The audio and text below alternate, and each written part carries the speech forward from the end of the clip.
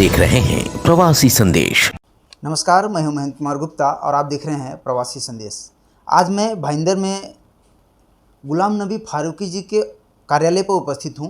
खास मुलाकात के दौरान आज हमारे साथ गुलाम नबी फारूकी जी हैं, जो कि माइनॉरिटी सेल के अध्यक्ष हैं। आइए हम बात करते हैं इनसे, जो यहाँ पे जो राष्ट्रवादी में जो इन्होंने पदभार संभाला है। जैसा कि आप जानते हैं, माइनॉरिटी सेल में या फिर राष्ट्रवादी, मीरा भाईंदर में राष्ट्रवादी में एक अलग पहचान और एक अलग नाम जो इन्होंने बना करके अहमियत बढ़ा कर रखे हैं। आइए हम बात करते हैं गुलाम नबी जी से। सबसे पहले सर, प्रवासी संदेश में आपका स्वागत है। धन्यवाद। सर, मैं सबसे पहले आपसे स्टार्टिंग से जानना चाहूँगा कि आप कौन से गांव से बिलोंग करते हैं और वहाँ से यहाँ तक कैसे आए, उसके बारे में जानना चाहते हैं। देखिए, जहाँ से राजनीति शुरू होती है और इंडिया का सबसे पहला प्राइम मिनिस्टर जहाँ से आता है, मैं खुशनसीब हूँ कि मैं वहाँ से बिलोंग करता हूँ, जिसका नाम अभी तो प्रयागराज हो गया। पहला लोग प्यार से इलाहाबाद बोलते थे, अभी कोर्ट भी इलाहाबादी है और हमें फ़क्र है कि राजनीति वहाँ से शुरू हुई। तो कहीं ना कहीं ब्लड में राजनीति थी। वहाँ से 40 किलोमीटर दूर एक छोटा सा गांव है, राजा भैया बहुत फेमस है, कुंडा। तो हमारा बॉर्डर लगता है इलाहाबाद प्रतापगढ़ का। और एक किसान फैमिली से मैं बिलोंग करता हूँ और बचपन सब वहीं गुजरा है, मेरा एजुकेशन भी वहीं हुआ है। और करीब मैं 14 साल का था, that time my father passed away. तो मेरी माँ और बाप दोनों को मिलकर दोनों की कमी महसूस नहीं होने दी और पढ़ा लिखा कर वो लायक बनाया जो मैं आज आपके सामने बैठा हूँ या जनता के सामने हूँ। सर, मुंबई में कैसे आना हुआ आपका? मैं गांव की बात बताता हूँ कि मैंने गरीबी भी देखी है और अमीरी भी देखी है। जब मैं आपके चैनल के माध्यम से उन नौजवानों को संदेश भी देना चाहता हूँ कि जब किसी के मेरे वालिद का इंतकाल हुआ, कहीं ना कहीं तो ये फीलिंग थी ना कि मैं अकेला हूँ, मेरे पास माँ है। तो दिल के अंदर ऐसा था कि कल कोई मेरी माँ के ऊपर उंगलियाँ ना उठाए कि बिना बाप का बच्चा है, बिगड़ जाएगा, उस माँ का सर नीचा ना हो। ये मेरे दिल के अंदर ख्वाहिश थी कि मैं माँ के लिए कुछ अच्छा कर गुजरूँ। मुझे वो भी याद है दिन कि मेरा पीटी का सेशन था और मेरे पास कैनवस शूज़ नहीं थे, सैंडो बनियान नहीं थी। शायद मुझे किसी टीचर ने ला के दिया। ज़मीन में बैठने का तभी कुर्सी टेबल का ये दस्तूर नहीं था। महानगर पालिका का स्कूल जो हुआ करता था, म्यूनसिपल स्कूल, उसमें मैंने पढ़ाई की और 12th मैंने वहाँ पे पढ़ाई की, यूपी में। उसके बाद मुझे ऐसा लगा कि अपनी माँ के लिए, अपने लिए कुछ करना है और ऐसा क्यों ना काम करूँ जिससे मेरे गाँव का भी नाम रोशन हो। तो मुंबई आ गया और मुंबई पहली बार जब आया तो मैं लोकल ट्रेन में पहली बार बैठा था, अकेला आया था। मुझे शायद दादर उतरना था तो मैं वीटी उतरा और धारावी में बहुत वक्त निकाला हूँ। एशिया की सबसे बड़ी झोपड़पट्टी है, वहाँ से हमारा सिलसिला शुरू हुआ और मैंने पढ़ाई और काम दोनों साथ साथ किए। मुझे आज भी याद है कि धारावी में बहुत 60 फीट पे बहुत बड़ा गटर है, वो गटर के ऊपर बैठ के पोल लाइट के नीचे मैंने पढ़ाई की है। अच्छा। तो जब कोई इंसान बोलता है कि आप सक्सेस कैसा हुए, सक्सेसफुल आदमी से पूछते हो ना, तो वो बताता है मैंने ये स्ट्रगल किया, मैंने ये मेहनत किया, मैंने ये वक्त को, उस वक्त के अंदर ये काम करने की कोशिश किया, मतलब वक्त की इज्जत किया। और जो इंसान सक्सेस नहीं होता उससे पूछोगे तो ही ऑलवेज से किस्मत में नहीं लिखा था। तो मैं नौजवानों को बोलना चाहता हूँ कि किस्मत को कभी दोष मत दो, आप मेहनत करोगे, भगवान अल्लाह आपको आपकी मेहनत का फल ज़रूर देगा। मुंबई आना हो गया, पढ़ाई, शादी, बच्चे, फिर ऐसा मौका मिला कि एक यूपी के गांव से आया हुआ आदमी यहाँ से ऑस्ट्रेलिया तक जाता है। I have been Australia. और पहली बार जब मैं ऑस्ट्रेलिया 2008 में गया था, मेरा बैग वहाँ का जब गोरा उठाकर होटल के अंदर चेकिंग करने के ना, तो सीना सा चौड़ा हो गया कि तुमने हम पे राज किया था ना, आज देखो मेरा लगेज लेकर वो मेरा नौकर बनकर जा रहा है, वो गोरा। वो एक फीलिंग आई थी। उसके बाद तो काम का सिलसिला चालू हुआ। 2017 में मैंने ये देखा कि 2 बच्चे हैं, अच्छी खासी फैमिली है, काम बिजनेस मेरा अच्छा है, भगवान का करम है, 4 कंपनियां हैं मेरी। लेकिन जिस देश में पैदा हुआ उसका कर्ज होता है। इस देश के लिए मैंने क्या किया? बहुत सारे मसाइल में देखता था तो लोग आते, यार वो नेता के पास गया उसने मेरा सुना नहीं, उसने मेरा इतना पैसा ले लिया। तो ये देखते हुए दिल में जज्बा ऐसा हुआ कि कहीं ना कहीं हम लोगों के लिए कुछ करें। अगर इस देश में मैंने जन्म लिया है तो देश का कर्ज है उस मातृभूमि के लिए मैं कुछ करूं। उस जज्बे ने मुझे पॉलिटिक्स में लाया। अब पॉलिटिक्स में आने के बाद सबसे पहला ये था पार्टी कौन सी हो। यहाँ जब देखोगे तो कोई हिंदुत्व की राजनीति कर रहा है, कोई मुसलमानों की राजनीति कर रहा है। मुझे राष्ट्रवादी कांग्रेस पार्टी ऐसी दिखी कि मुझे लगा कि ये सारे जात धर्म के लोगों को एक साथ लेकर डेवलपमेंट की राजनीति करती है। मुझे पवार साहब एक ऐसे नेता दिखे जिनके ऊपर मेरा भरोसा जागा और मैंने मन बनाया कि मैं पार्टी ज्वाइन करूंगा तो राष्ट्रवादी ज्वाइन करूंगा।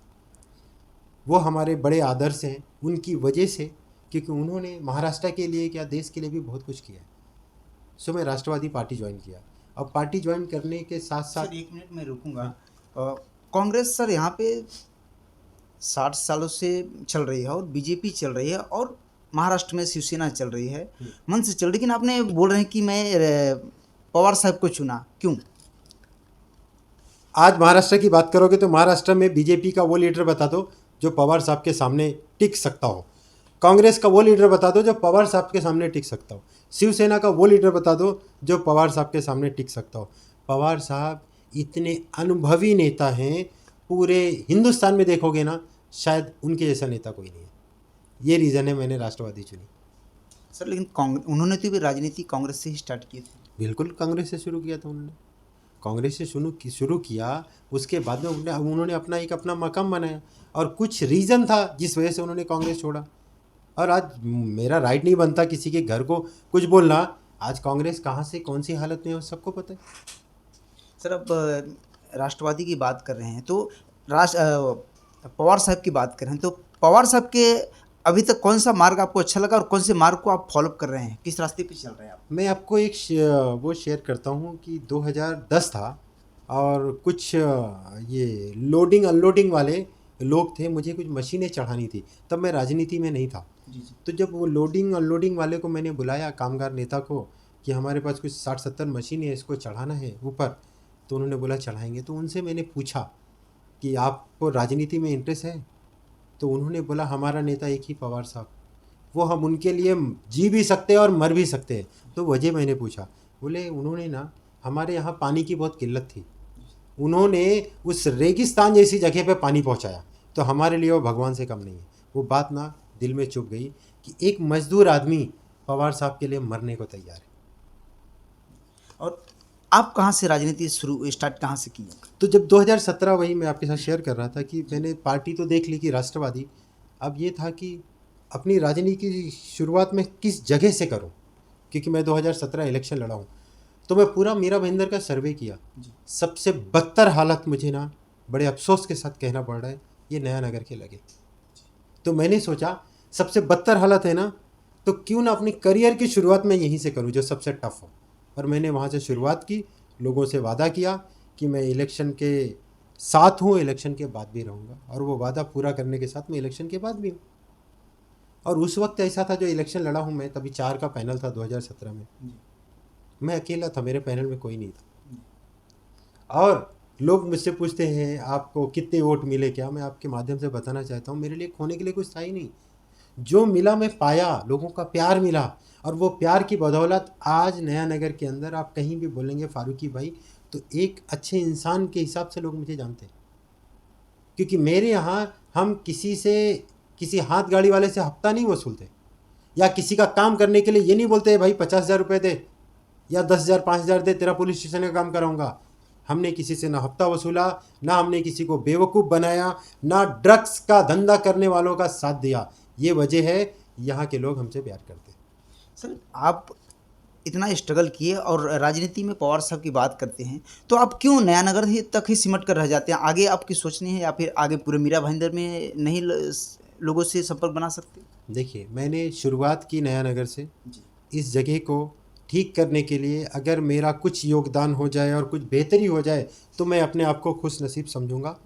और मैं सिर्फ नया नगर की बात नहीं है, मैं यहाँ का मीरा भाईंदर का जिला अध्यक्ष हूँ, अल्पसंख्यक विभाग का।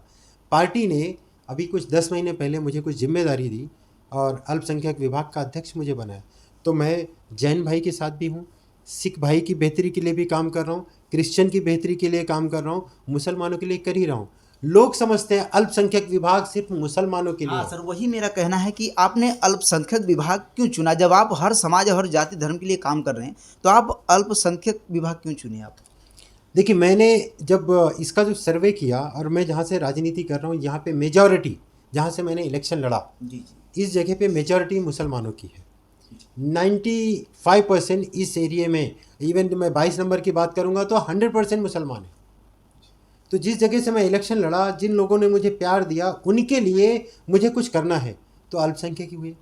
अब अल्पसंख्यक में जब से मैं जिला अध्यक्ष बना हूँ, अगर आपको मैं लिस्ट दिखाऊंगा तो हमारे इसमें सिर्फ मुसलमान नहीं है, मेरे इसमें सिख भी हैं, मेरे इसमें क्रिश्चियन भी हैं, मेरे साथ जैन भी हैं। मैंने बराबरी का सबको दर्जा दिया है, क्योंकि अगर कोई स्कीम आए तो वो सबके लिए है। तो अभी जो पार्टी ने मुझे जिम्मेदारी दी अल्पसंख्यक की, तो मैं उसी की बात करूँगा। यस, आने वाले दिनों में पार्टी को लगेगा कुछ बदली करना है तो देखेंगे। सर, आप राष्ट्रवादी की बात कर रहे हैं तो अभी जो आपको जिम्मेदारी मिला है आप बखूबी निभा रहे हैं, तो क्या आप जिस तरह से पार्टी ने आपको पिछली बार टिकट दिया था, क्या आगे भी कुछ ऐसा बातचीत चल रहा है? अभी सामने चुनाव है। देखो, मैं टिकट को देखकर तो आगे सोचा ही नहीं हूँ। मुझे ये मालूम है, मैं उसमें बिलीव करता हूँ कि आप कर्म करो, फल आपको मिलेगा। मुझे सिर्फ अपने नगर सेवक की चिंता नहीं है, मुझे चिंता ये है कि यहाँ पे जो अल्पसंख्यक विभाग है, जो ये नया नगर है, इसकी बेहतरी कैसे हो। यहाँ पे पर्टिकुलर एक पार्टी का 35 सालों से राज है। यहाँ एक बहुत बड़े नेता भी हैं। आवाट साहब ने अभी बीच में एक नाम लिया था, सुल्तान आजम नया नगर के, वो तो बड़ा फेमस वर्ड हुआ है। सो इनको बसाने वाले मुजफ्फर साहब हैं। तो आपने बसाया, नया नगर को बनाया, बिल्कुल सही बात है। तो यहाँ पे अगर हफ्ता वसूली होती है, ड्रग्स का धंधा सबसे ज़्यादा यहाँ हो रहा है, तो इसका जिम्मेदार कौन है? आप उसका भी क्रेडिट लो ना। उसके लिए आपका क्या कदम है? देखिए, हमारे पास जब से मैं ये पार्टी ज्वाइन किया हूँ और मुझे ये जिम्मेदारी मिली है, मैंने देखा कि पढ़े लिखे नौजवान हमारे साथ ज्वाइन हुए, इंजीनियर, डॉक्टर, प्रोफेसर, एडवोकेट, इस तरह के लोग हैं हमारे साथ, हमारी कमेटी में। आपको मुझे बताते हुए खुशी हो रही है कि नया नगर में राष्ट्रवादी का एक भी ऑफिस नहीं था इतने टाइम से। हमने 6 ऑफिस खोल दिया है कि हर जगह पे कोई भी एरिया में आदमी जाएगा तो राष्ट्रवादी का कार्यालय मिलेगा।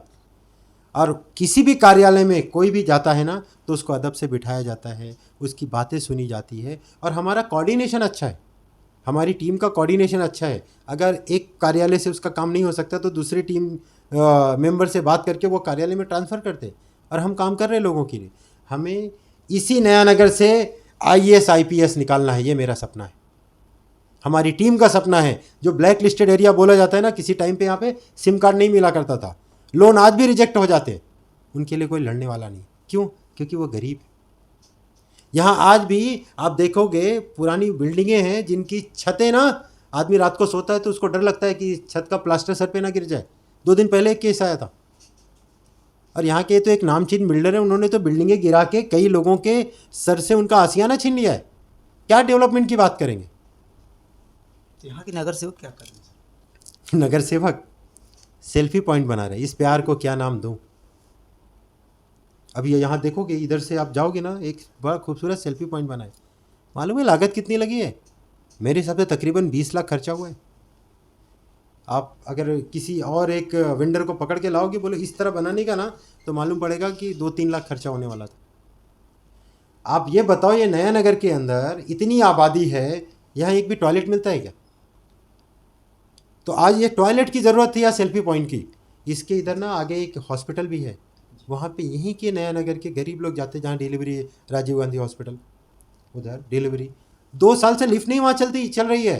अरे वो पैसा वहाँ डाल देते, लिफ्ट चालू होता, एक प्रेग्नेंट हमारी बहन लिफ्ट से ऊपर जाती, वहाँ पे सोनोग्राफी की मशीन नहीं काम कर रही है, वही डोनेट कर देते। नया नगर वालों के लिए कुछ कर देते। अच्छा, नया नगर वालों के लिए कर तो रहे हैं, मस्जिद बहुत अच्छा बना दिया और उसका फोटो बहुत तेज़ी से वायरल हो रहा है, सोशल मीडिया पे भी चल रहा है। आप एक बात बताओ, आपको खाने के लिए पहला खाना चाहिए या मस्जिद की खूबसूरती चाहिए? बहुत अच्छी बात है, मस्जिद बहुत खूबसूरत बनाए, लोग नमाज़ पढ़ें, लेकिन पेट में चारा होगा तो ना। मैं ये सवाल करना चाहता हूँ कि नया नगर के कितने लोग एमबीएमसी में नौकरी कर रहे हैं। मैं ये सवाल करना चाहता हूँ कि यहाँ पे जो मदरसे हैं 2008 के बाद में अभी तक मदरसे में टीचर लोग की नियुक्ति क्यों नहीं हुई। आप जाकर देखेंगे ना इधर जो मदरसे उनकी हालत, उसमें टॉयलेट भी इतना गंदा होगा। एमबीएमसी ने जो इंफ्रास्ट्रक्चर बनाया उसको बढ़ाया क्यों नहीं जा रहा है? मालूम है क्यों नहीं बढ़ाया जा रहा है? क्योंकि नेताओं के खुद के स्कूल है। अगर ये स्कूल अच्छे बना दिए जाएंगे तो नेताओं के स्कूल में पढ़ने कौन जाएगा। यहाँ हॉस्पिटल की हालत सुधार दी जाएगी ना तो खुद के जो बड़े बड़े हॉस्पिटल हैं उसमें इलाज कराने कौन जाएगा। ये सच्चाई है। और नगर सेवकों की बात कर रहे हो सर, मुझे बड़े अफसोस के साथ ये कहना पड़ता है कि 95 नगर सेवक अगर ये रोड पे उतरे होते कोरोना काल के टाइम में और एक एक जगह अपना टेंट लगा के बैठे होते ना तो शायद जो यहाँ पे मौतें हुई ना उसको और कम किया जा सकता था। ये तो बिल में जाके छुप के बैठ गए थे। और आप उसमें क्या कर रहे हैं? हमने हेल्पलाइन नंबर जारी किया था 24/7। मेरा हेल्पलाइन नंबर जो बोर्ड के ऊपर है ना वही हेल्पलाइन नंबर था। और हमने रात भर लोगों से बात किया। मैं पर्सनल हैंडल करता था हेल्पलाइन नंबर। उन लोगों को अस्पताल पहुंचाया, कहीं कहीं ज़रूरत पड़ी तो राजेश टोपे साहब के पीए को हमने कनेक्ट किया, हेल्थ मिनिस्टर के पीए को। और लोगों को हॉस्पिटल में एडमिट कराना है, रेमडेसिविर का प्रॉब्लम है, ये सब चीज़ें हमने किया। सर, हम फील्ड में जब जाते हैं तो राष्ट्रवादी की बात करते हैं तो राष्ट्रवादी की कहीं ऐसा होता है कि राष्ट्रवादी अपना अध्यक्ष नहीं चुन पाते। पहले तेंदुलकर जी थे, अभी अंकुश मालुसरे जी हैं जो कि पहले कांग्रेस में हुआ करते थे। क्या राष्ट्रवादी में कोई दूसरा नेता नहीं है जो इस पक्ष से उस पक्ष करता है, उसी को बड़ा पद मिल सकता है, या फिर और दूसरे को नए लोगों को चांस नहीं मिल सकता राष्ट्रवादी में?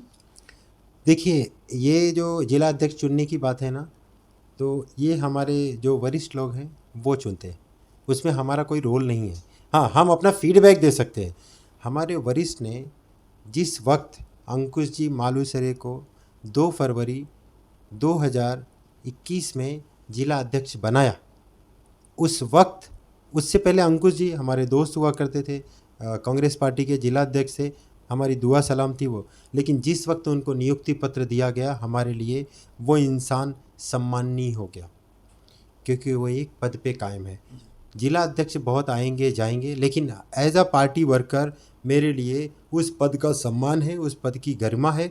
जब तक वो पद पे हैं तब तक मैं उनका सम्मान करूंगा। सर, बात में ठीक है, आपकी जो विचारधारा है बहुत अच्छी बात है, लेकिन जो राष्ट्रवादी की बात करें, मीरा भाईंदर में सबसे बड़ा अध्यक्ष का पद होता है। पूरे पार्टी को, पूरे कार्यकर्ताओं को लेकर चलना होता है। तो कहीं मोर्चा, धरना प्रदर्शन, आंदोलन, कुछ गलत हो रहा है तो उसके खिलाफ आवाज़ उठाना, ये सब कहीं कुछ दिखता नहीं राष्ट्रवादी की तरफ से। नहीं तो फिर आपको फिर शायद पता नहीं होगा, अभी 3 दिन पहले हमने एक आंदोलन किया इधर पीछे, महंगाई के खिलाफ हमने आंदोलन किया, हमने हिजाब मुद्दे पे आंदोलन किया। हर जगह आंदोलन हो रहा है और कोई भी मसला ऐसा नहीं है जो हम उठा नहीं रहे। मसला हम उठा रहे हैं। हो सकता है कि आपकी नज़र में नहीं आया हो, लेकिन ऐसा नहीं है। और अगर बात करते हो गठबाजी की, तो कौन सी पार्टी में गठबाजी नहीं है? ऐसा कोई पार्टी है क्या जिसमें गठबाजी नहीं हो? ये सच्चाई है। देखो, इंसान में जब 4 बर्तन होंगे, घर में 4 लोग हैं तो ख्याल अलग अलग हो सकते हैं, मतभेद हो सकते हैं, मनभेद नहीं होना चाहिए। और मेरे हिसाब से राष्ट्रवादी कांग्रेस पार्टी इस शहर के लिए बहुत कुछ की है। इस शहर में एमएलए भी दिया, एमपी भी दिया, मेयर भी दिया, बहुत कुछ किया। एक्सपोर्ट्स क्लब भी बनाया, जो आप नामकरण होकर कुछ और नाम हो गया, वो बात की बात है। तो एक टाइम ऐसा था कि राष्ट्रवादी कांग्रेस पार्टी ने बहुत कुछ दिया। आज हमारे पास एक भी नगर सेवक नहीं है, उससे हमने सीख ली। आने वाले टाइम में क्या कारण है कि आपने सब कुछ किए लेकिन आज आप खुद बता रहे कि एक भी नगर सेवक नहीं, तो क्या कारण है? उसकी गलतियाँ क्या है और क्या सुधारा जा सकता है? देखिए, मैं इतना बड़ा नेता तो नहीं हूँ, लेकिन मैं इतना ज़रूर बता सकता हूँ कि अगर हमारे पास एक भी नगर सेवक नहीं तो हमारी गलतियाँ बहुत सारी हुई होंगी, जिससे हमने ये समझा होगा कि हम बड़े उरूज पे आ गए तो इसके बाद कुछ नहीं है। तो हमें जनता के साथ मेल मिलाप कम हो गया, हमने जनता को अहमियत देना बंद कर दिया। इसी जनता ने हमें उरूज पे बिठाया था और इसी जनता ने ज़मीन पे गिरा के पटक दिया। अब इससे हमने सीख लिया, ये गलती वापस नहीं हो। हम जनता के हित के लिए काम करें, जनता हमें आसमान पे बिठाएगी। सर, अब युवा हैं, राजनीति में आए हैं, और हम आम नॉर्मल किसी से भी बात करते हैं, कुछ झगड़े विवाद, कुछ भी बात होता है तो कोई बात बोलता है तो बोलते हैं राजनीति मत करो। तो आप युवा हैं और राजनीति में आ गए हैं, क्या कहेंगे? भाई राजनीति में हूँ तो राजनीति क्यों नहीं करूँगा। राजनीति दो तरीके की होती है, कि अच्छी एक बुरी। हाँ, ऐसा बोल सकते हैं, बुरी राजनीति मत हाँ, करो, उदाहरण गंदी लोग देते हैं राजनीति कि मत राजनीति मत करो यहाँ पे आके, मैं कुछ भी बात होता है तो उस पर बोलते हैं राजनीति मत करो, मतलब उसको उदाहरण के तौर पे ले लेते हैं। और लोग पहले करते भी थे, अब आज युवा हैं आप, और आप क्या सिद्ध करना चाहते हो? देखो, कुछ नेताओं ने, कुछ राजनीतिक नेताओं ने गटर जैसी राजनीति की, जिस वजह से आज राजनीतिक लोगों को गटर की नज़र से देखा जाता है, गंदी नज़र से देखा जाता है। मैं लोगों से आह्वान करता हूँ, अच्छे पढ़े लिखे लोगों से, आओ इस राजनीति का हिस्सा बनो और समाज में जो गंदगी है ना उसको बाहर निकाल फेंको और कमान अपने हाथ में लो, देश की तरक्की में योगदान दो। जी, आज अभी हम आपसे मीरा भाईंदर पे बात कर रहे थे, अब हम आते हैं महाराष्ट्र लेवल पर। सर, इस समय जो बयान चल रहा है, एक बहुत तेज़ी से वायरल हो रहा है, जो बयान हनुमान चालीसा को लेकर के, लाउड स्पीकर को लेकर के, मंदिर और मस्जिद को लेकर, उसके बारे में आपका क्या मानना है? देखिए, बहुत सेंसिटिव मुद्दा है। पहली बात तो मैं राज ठाकरे साहब, नाम लेकर बोल रहा हूँ, राज ठाकरे साहब के ऊपर आता हूँ, जिन्होंने बोला हनुमान चालीसा मस्जिद के सामने जाके लगा कर पढ़ो, बराबर ना। ये राज ठाकरे साहब, एक साल पहले इनका एक डायलॉग था, ए लावा रे, क्या लावा रे, तो वीडियो, हाँ वीडियो लावा रे। उनको एक ईडी का नोटिस चले गया कुछ दिन पहले, सुना होगा आप लोग ने। सर आप ऐसा बोल रहे हैं, आपको भी कुछ हो सकता है प्रॉब्लम तो? सुनो, मैं ना डरता हूँ उस खुदा से जिसने ज़िंदगी और मौत दी है, बाकी ऐसे गुंडे मवालियों से ना डर नहीं है। फारूकी डरने का नाम नहीं है, और डरना होता तो राजनीति में आता नहीं। मुझे किसी गुंडे मवाली से नहीं डरना है। जब एक ईडी का नोटिस आया, उसके बाद में आपने देखा होगा उनका धर्म परिवर्तन हो गया। जिसको वो एक साल तक गालियां दे रहे थे ना, अभी उसके समर्थन में आ गए। आप एक बात बताओ, आज देश में एजुकेशन का मुद्दा है, कोरोना काल में कितने लोगों की नौकरी चली गई, बेरोजगारी का मुद्दा है, हमारे नौजवान पढ़े लिखे बेरोजगार घूम रहे हैं, लोगों को घर चलाना मुश्किल हो गया है। आज हमें इसकी बात करनी चाहिए या मंदिर मस्जिद करना चाहिए? मंदिर मस्जिद करके आप एक समाज को बांट कर देश को तोड़ने का काम कर रहे हो। अरे असली आतंकी तो तुम लोग हो जो समाज को तोड़ रहे हो, ये असली आतंकी हैं जो समाज को तोड़ने का काम करते हैं। जब मैं स्कूल जाता था ना, तो मेरे बाजू में मिश्रा जी भी बैठे होते, मेरे बाजू में तिवारी जी भी होते थे, हम एक साथ मिलकर टिफ़िन भी खाते थे। हमें वो सिखाया गया, ये हिंदुस्तान एक ऐसा फूल है ना जिसमें अलग अलग तरीके के फूल खिलकर ये एक अच्छा गुलदस्ता बना है, इसको तोड़ने का काम मत करो गंदी राजनीति के लिए, वरना यहाँ की जनता ना बहुत समझदार है और तुमको ऐसा उठाकर फेंकेगी कहीं नज़र नहीं आओगे। जिस दिन राज साहब ने ना ये बात बोली, आपको बताते हुए मुझे खुशी हो रही है, पूना में इनके बहुत सारे कार्यकर्ताओं ने छोड़ दिया। इनका पूना का जो जिला अध्यक्ष था वो पार्टी छोड़ दिया। जोगेश्वरी के अंदर 700 कार्यकर्ताओं ने मन से छोड़ दी। तो मुझे मालूम है राज साहब बहुत अच्छे वक्ता हैं, उनको सुनने के लिए बहुत सारी भीड़ भी जमा होती है, वो अलग है। लेकिन आज अगर मनसे का कोई भी पदाधिकारी, कोई कार्यकर्ता गरीब बेचारा गया उनके उकसाने में आकर, और कल केस हो गया, राज साहब आएंगे क्या उसका केस लड़ने के लिए या उसको पुलिस स्टेशन से छुड़ाने के लिए? और जब ये नेता लोग ऐसी बातें करते हैं ना, तो इनको बोलो पहले अपने बच्चों को आगे करो, गरीब के बच्चों को आगे क्यों कर रहे हो लाठी खाने के लिए, केस लेने के लिए? तुम्हारे पास अपना बच्चा है ना, उसको बोलो चल आगे आंदोलन कर, फिर गरीब को लाओ। गरीब को मारने के लिए ना ये षड्यंत्र है। और मैं सभी से आह्वान करता हूँ कि जितना हो सके हिंदू मुस्लिम एकता बनाए रखो, देश को टूटने मत दो। ये कहीं ना कहीं देश को तोड़ने की साजिश है, और ऐसे नेताओं को इस तरह का जवाब दो जो लड़ाने का काम कर रहे हैं ना, इनको ऐसा जवाब दे दो कि ज़िंदगी में सर ना उठा सके। लेकिन उन्होंने सर वो तो नहीं कहा कि हम मस्जिद में आप जो भोगा लगा के नमाज़ पढ़ते हो, उन्होंने तो ये नहीं कहा कि निकाल दो, और उन्होंने कहा आवाज़ स्लो करके करो, या तो फिर नहीं तो फिर हम लोग भी हनुमान मंदिर में भोगा लगा करके हनुमान चालीसा पढ़ेंगे। नहीं नहीं नहीं नहीं नहीं, उन्होंने ये बोला मस्जिद के सामने भोंगा लगा के हनुमान चालीसा। आज तक किसी मुसलमान ने ये बोला क्या मंदिर में भोंगा मत लगाओ, हनुमान चालीसा मत पढ़ो? किसी भी मुसलमान ने ये बोला क्या कि इधर मटन खाओ, तुम मटन मत खाओ? किसी ने ये बोला? मुसलमान आज के डेट में किसी भी हिंदू के ऊपर कहीं उंगली उठाया नहीं ना। लेकिन कुछ जो गेरुआधारी वस्त्र पहनकर, वो इंसान के देश में वेश में भेड़िए लोग मस्जिद के सामने जाकर बोलते हैं कि मुसलमान औरतों का रेप किया जाएगा, कहीं धर्म संसद के नाम पे लोग ये बोलते हैं उनको काटा जाएगा, आज 20,000 लोग दे दो, 2 लाख लोग को काट देंगे, मरने मारने की बात करते हैं। अपने बच्चों को ये सिखाओगे तुम, उनके हाथ में शस्त्र दोगे? अरे वो बच्चों के हाथ में तो किताबें देनी चाहिए। आज कंप्यूटर होना चाहिए, लैपटॉप होना चाहिए। दुनिया इतनी तेज़ी से आगे निकल रही है, तुम हिंदू मुसलमान कब्रस्तान, शमशान, मकान, कुछ नहीं तो ठेले वाले का उठा के तरबूज फोड़ दो, भिखारी को मारो, ये क्या दिखा रहे हो? सारी दुनिया हमारी तरफ देख रही है। हमारी दुनिया में तुम क्या यहाँ का नाम रोशन कर रहे हो? आप ये बताओ, कितने सारे हिंदू भाई लोग हैं जो मिडिल ईस्ट में जाके काम करते हैं। यहाँ की इकोनॉमी जो बाहर से पैसा आता है ना, 50% वही मुसलमान देशों का पैसा आ रहा है। अगर वो ऐसा देखना कर लेंगे तो हमारा सर किधर जाएगा? सर में से झुक जाएगा। अगर वो बोले कि हिंदू नहीं आ सकता, कितनी गलत बात है। मोदी जी से मैं रिक्वेस्ट करूँगा, हिजाब का मुद्दा हो गया, मीट का मुद्दा हो गया, कब्रिस्तान का मुद्दा हो गया, बेरोजगारी का मुद्दा हो गया। मोदी जी तुम्हारे नाम पे लोग ना नफ़रत जो फैला रहे हैं हर दिन, जब आप टेलीविज़न खोलोगे ना कोई नफ़रती गैंग दिखेगी। अब मुंह खोलो और उनको बोलो, देश आज जानना चाहता है सबका साथ, सबका विश्वास। ये जो बोले हो ना, तो करके दिखाओ। मुंह खोल के क्यों नहीं बोलते कि भाई किसी एक धर्म को जो टारगेट किया जा रहा है। आज ऐसा हो गया ना, मैं अल्पसंख्यक विभाग से आता हूँ, अल्पसंख्यक विभाग को कहीं ना कहीं टारगेट किया जाता है। आप एक रैली निकालते हो, लेकिन जब मस्जिद के सामने जाते हो ना, तो आपके नारे अलग हो जाते हैं। देश में रहना होगा, श्री राम कहना होगा। अरे श्री राम को हम भी मानते हैं भाई, लेकिन आप ज़बरदस्ती किसी एक मजहब के आदमी से श्री राम नहीं कहलवा सकते। आप तय करोगे कि वो फ्रिज में रख के क्या खाएगा, वो क्या पहनेगा। आज आपने पहला तो टारगेट किया मुसलमान लड़कियों के ऊपर हिजाब को लेकर, उसके बाद अगला जम्मू में क्या टारगेट हुआ, हमारी एक सिख बच्ची के ऊपर बोला गया कि दुपट्टा सर पे मत रखो। तुम क्या देख रहे हो भाई? पहला बोलते हो लड़की बेटी बचाओ बेटी पढ़ाओ, ये नारा देते हो। बेटी जब पढ़ने जाती है तो उसमें दूसरा खुन्नस निकालते हो।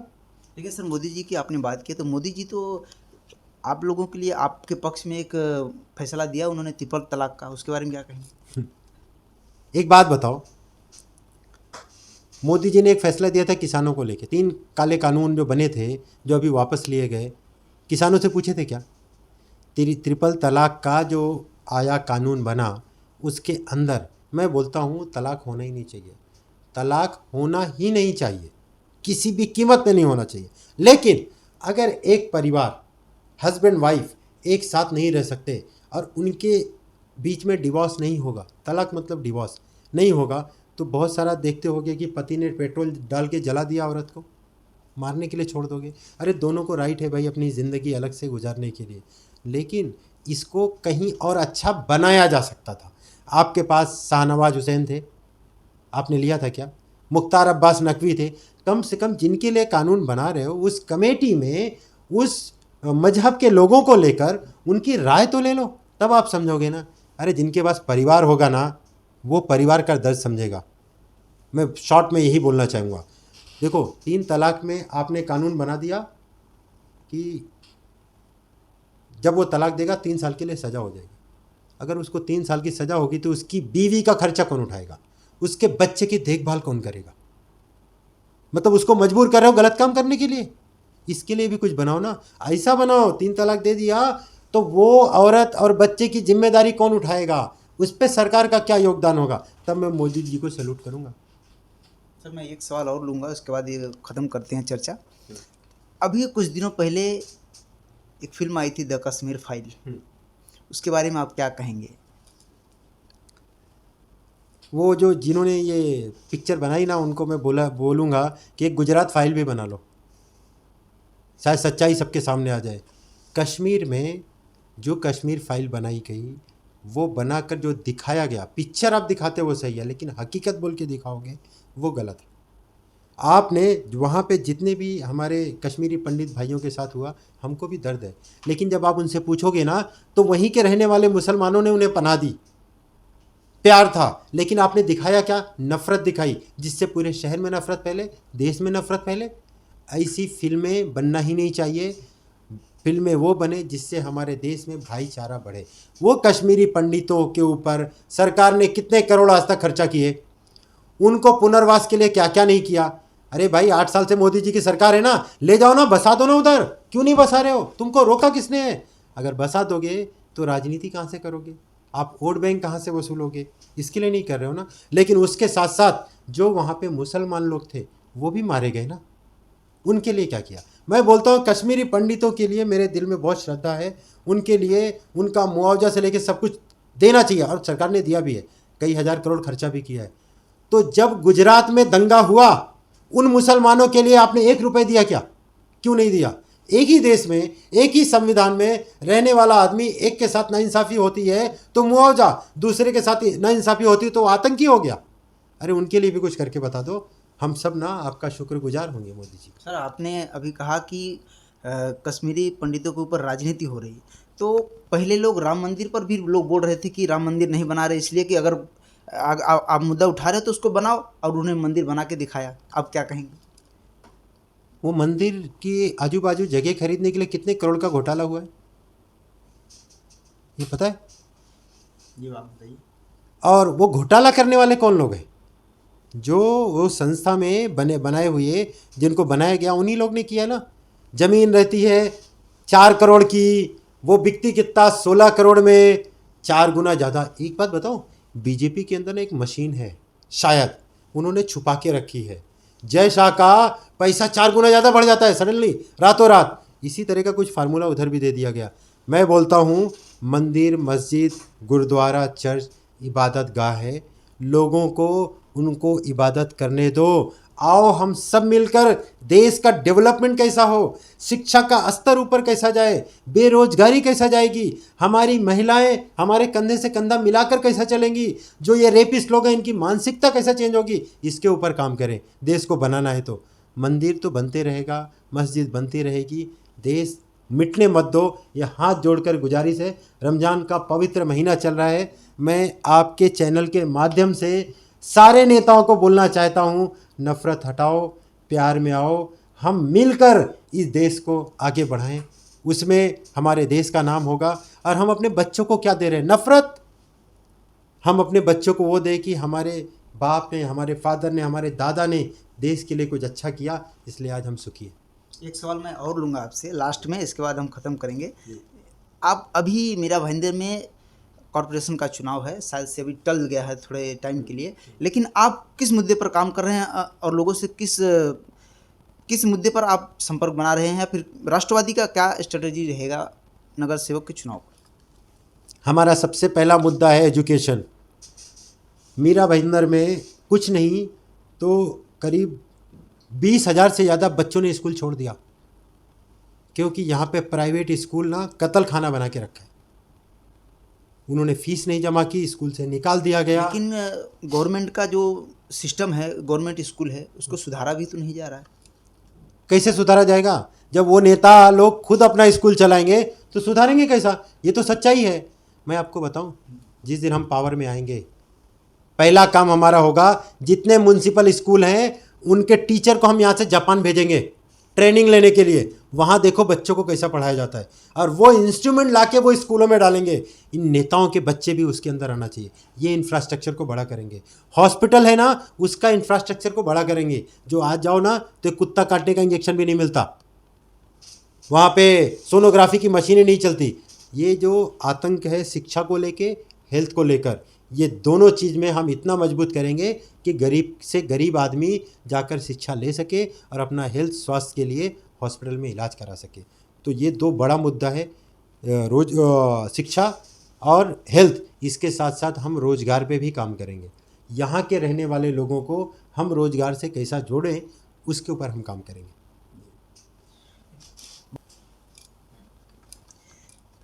सर, आप स्कूलों के बारे में आपने जापान की बात की है। अपने ही देश में, अपने ही यहाँ पर जो दिल्ली की जो आम आदमी पार्टी है, अरविंद केजरीवाल जी हैं, जो दिल्ली के स्कूलों को व्यवस्था सुधार के रखे हैं, क्या उस तरीके से यहाँ पे नहीं किया जा सकता, या उनका उदाहरण नहीं दिया जा सकता यहाँ पे, या पार्टी से जुड़े हैं इसलिए उनका उदाहरण नहीं दे रहे? नहीं, मैं तो बहुत खुलकर बोलने वाला आदमी हूँ। केजरीवाल जी ने डेफिनेटली बहुत सारा डेवलपमेंट किया एजुकेशन में। और मैं ये भी बोलता हूँ, राजनेताओं को ना राजनीति करने भी सिखाया, काम करने भी सिखाया। मैं उस आदमी को सैल्यूट करता हूँ कि जो अच्छा काम किया, अगर कल मोदी जी अच्छा काम करेंगे ना, उनको भी सैल्यूट करूँगा मैं। राजनीति ना एक अलग जगह होनी चाहिए, लेकिन जहाँ पे हमारे देश में तरक्की की बात है, हमारे बच्चों के मुस्तकबिल की बात है ना, हमें सबको एक होना चाहिए। तो मैंने जो एग्ज़ाम्पल दिया कि हम जापान भेजेंगे, इस तरह के हमारे पास रोड मैप तैयार है। हमारे रोड मैप में तो ये भी है कि हम पावर में आएंगे तो 1.5 लाख लोगों को यहाँ रोजगार देंगे मीरा भाईंदर में। हम पावर में आएंगे ना तो यहाँ का जो हॉस्पिटल है ना, वो एक अलग लेवल पे जाएगा। हम पावर में आएंगे ना तो मीरा भाईंदर को पानी मांगने वाला नहीं, पानी देने वाला इंशाल्लाह बनाएंगे। इस तरह का हमारे पास रोड मैप तैयार है। अब सवाल आएगा कि ये पैसा कहाँ से आएगा। बजट में से 1 रुपये भी हम नहीं खर्चा करेंगे। हमारे पास रोड मैप ऐसा है कि 3000 करोड़ का रेवेन्यू मैं जनरेट कर सकता हूँ इस मीरा भाईंदर से, और इसको इतना खूबसूरत बनाया जा सकता है लाइक सिंगापुर। और सारे राजनीतिक पार्टियों को बोलता हूँ, 5 साल के लिए राजनीति छोड़ो, आओ हम अपने शहर को इतना खूबसूरत बना दें कि लिखने की ज़रूरत ना पड़े I love Mira Bhayandar, selfie point बनाने की ज़रूरत ना पड़े, हर जगह खूबसूरती हो। बहुत बहुत धन्यवाद फारूकी जी। तो ये थे हमारे साथ गुलाम नबी फारूकी जी। आज के खास मुलाकात में हम इनसे चर्चाएं की, हम इनसे कुछ तीखे भी सवाल किए, कड़वे सवाल किए, लेकिन उन्होंने बहुत चालाकी से उन्होंने हमारे हर सवाल का बहुत नरमी से जवाब दिए। तो इसी तरह की खबरों के साथ बने रहे, जुड़े रहे प्रवासी संदेश के साथ। अगर हमारा वीडियो अच्छा लगा तो लाइक करें, शेयर करें, कमेंट करें। फिर मिलूंगा कुछ खास खबरों के साथ, तब तक के लिए जय हिंद, जय महाराष्ट्र।